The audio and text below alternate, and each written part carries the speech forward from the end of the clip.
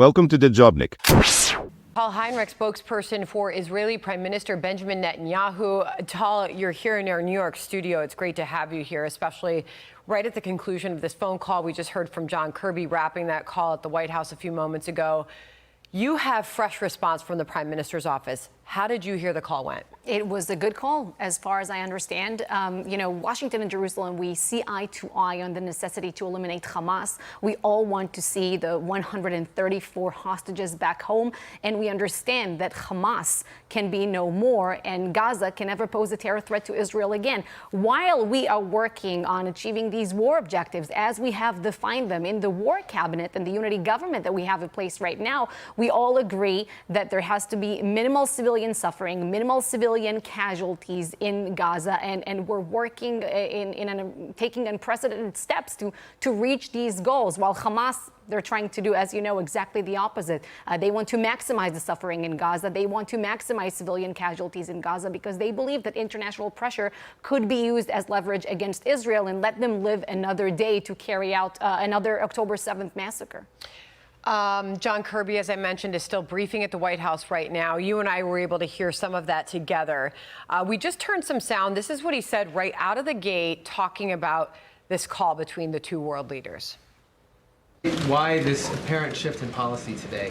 I think, look, President, well, all of us, but particularly the president, was certainly shaken by the attack on the WCK convoy and the aid workers.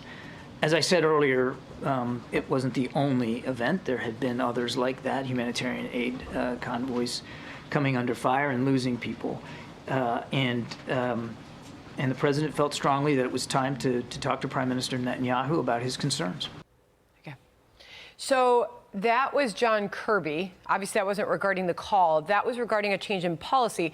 You said something earlier about the talk of change in policy, but no details of it. What is your thought on that moment? I mean, when they refer to a change in policy, I think it's something that Washington will have to explain. Maybe these are things that were discussed, between the president and the prime minister. We'll have to wait and see what it implies. But I can tell you that we have taken unprecedented steps to better the aid distribution mechanism in Gaza, for instance. There's more food trucks are coming in Gaza daily than was the case before the war has begun. And we're working with international partners, if it's the aid groups or the United States, Jordan, for instance, and other countries, to make sure that there's aid reaching the civilians in Gaza by land, by sea, by air. There were airdropped humanitarian aid, hundreds of thousands of meals to northern Gaza, where the distribution is challenging, and you still have about 10 or 15% of the population in the northern part of Gaza.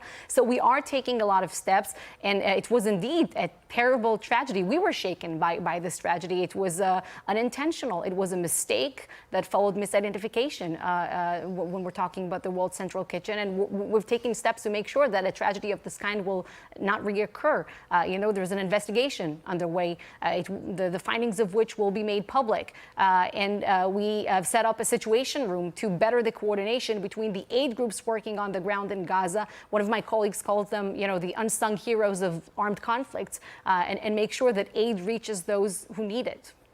This was Secretary Blinken. He was also speaking live just a few moments ago. This is Brussels. He also was talking about that change in policy. Listen. With regard to our policy in Gaza, look, I'll just say this. If we don't see the changes that we need to see, there'll be changes in our own policy.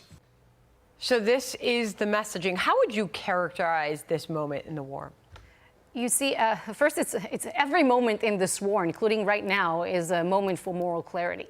This is another moment for moral clarity. People have to understand that Hamas, they want international pressure to be applied on Israel instead of on them. And again, let them live another day and stay in power. There's a lot of talk I'm hearing about, an immediate humanitarian pause in the fighting, so to say, a ceasefire. It's important to understand there will be no humanitarian pause in the fighting, no ceasefire that will leave our hostages in Gaza and leave Hamas in power. That is unacceptable on our end. Tal, great to have you here today. Thank you very much. Thank you, Sandra. Okay. Thanks for watching. Drop a comment below. Don't forget to like, share, and hit subscribe to stay updated with our latest content. Until next time, stay informed and inspired. This is Dejobnik signing off.